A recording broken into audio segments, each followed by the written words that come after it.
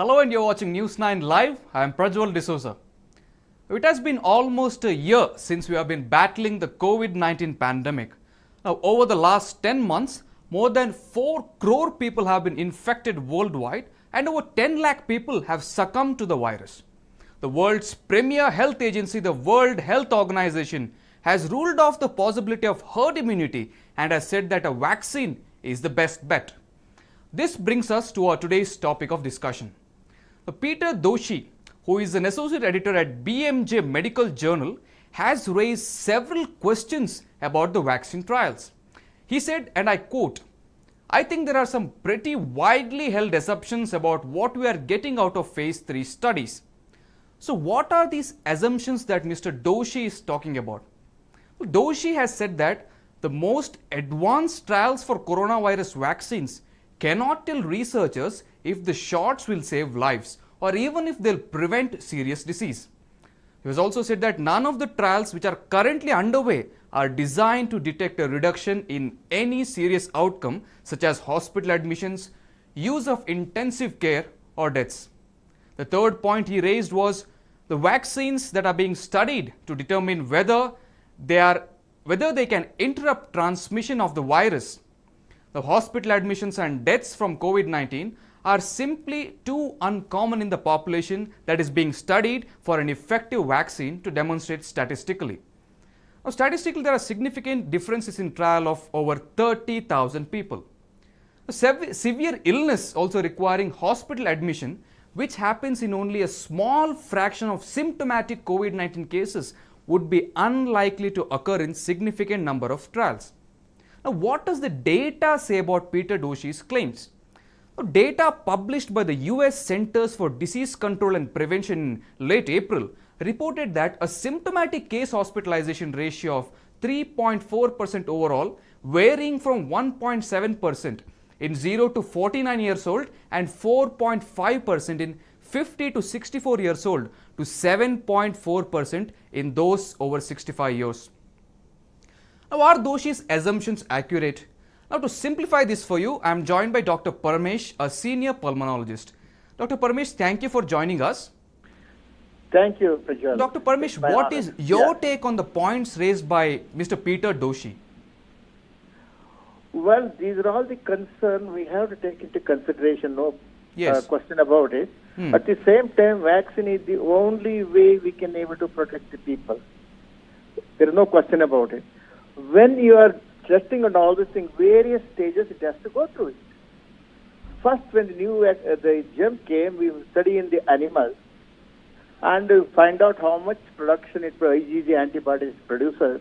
If they're significant, then only we go on the human study. Human studies we'll do it in the first phase, a dozen volunteers. Second, find out how effective it is.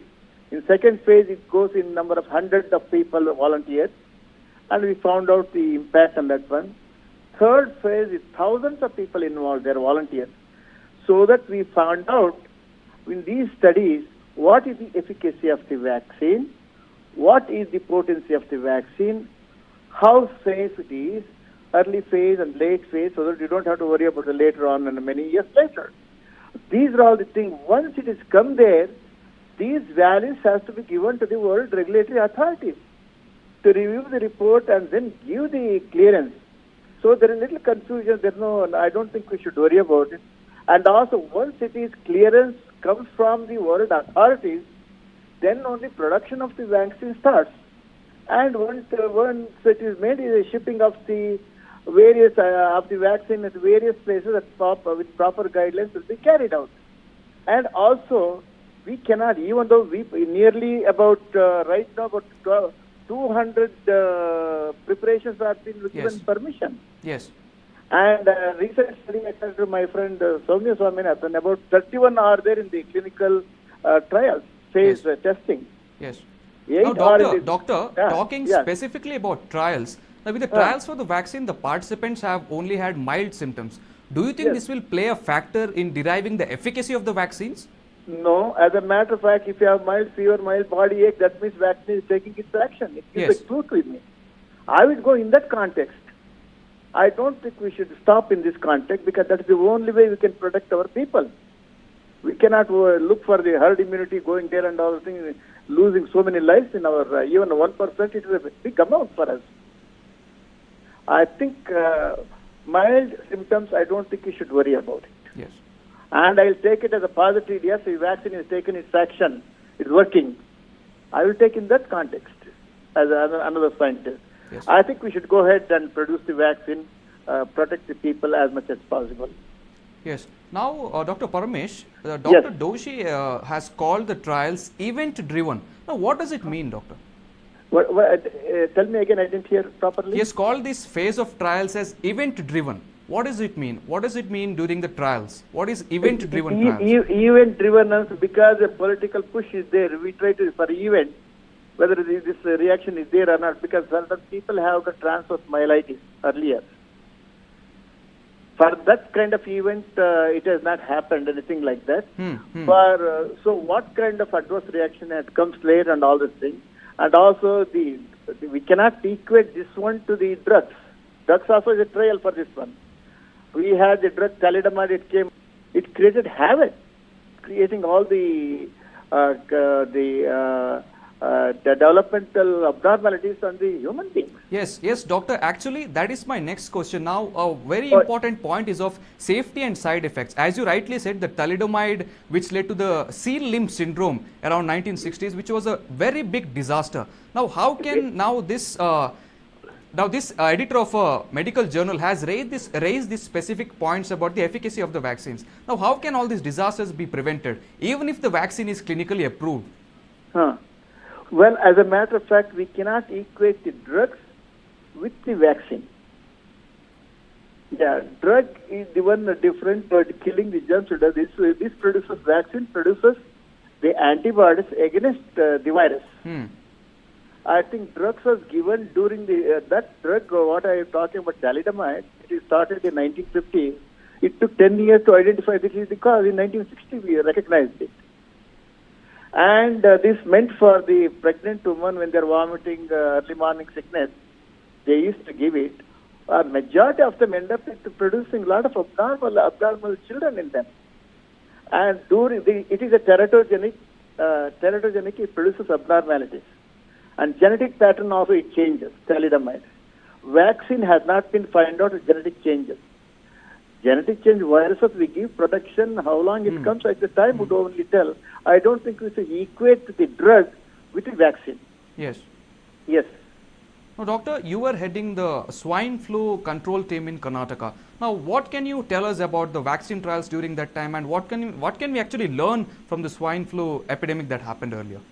I think swine flu is also, it was a pandemic 2009. Vaccine came in 2010, as a matter of fact.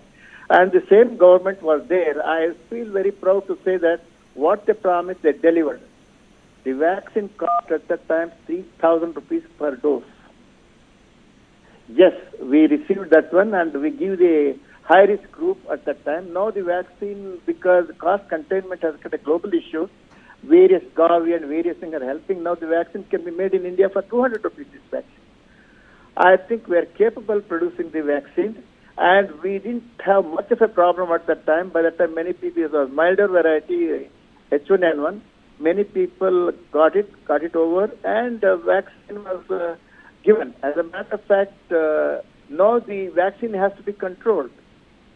I think vaccine allocation, you cannot just, even though you produce, you cannot use yourself. Yes. WHO Act Acceleration COVID-19, they distribute. They give only depending on your population of your country. So that 20% of the vaccine will be given to you. Later on, when they made that, another vaccine will be given. The same way what it happened earlier, vaccine as and when comes, we have to give it to the high-risk group, COVID warriors, then the high-risk group, people with comorbidity. That's how we have to allocate our vaccine in our country. WHO also do the same way. And we are happy India is making this vaccine. I think we should go ahead all the things. The small thing, queries, always will be there. Without the query, you cannot do that. Yes. Thank you, Dr. Paramesh. Larger interest we have to go. Yes. Please go ahead. Thank you very much. Yes. Thank you, Dr. Paramesh, for joining us on this live interaction and for this important insights on the efficacy of vaccines and the phase 3 trials. Well, indeed, there has been several doubts about the efficacy of vaccines due to several tests being only conducted on mild symptomatic patients. Now, having said that, right now the WHO has ruled out the possibility of herd immunity and our only best bet is a vaccine. However, what is important is that prevention is always better than a cure. Hence, it is always important that you take all the safety precautionary measures, wear a mask and maintain proper social distancing whenever you step out or whenever you meet other people. Well, if you like this video, do click on the like button and don't forget to subscribe to News 9 Digital on all the social media platforms. Thank you for watching and have a great day.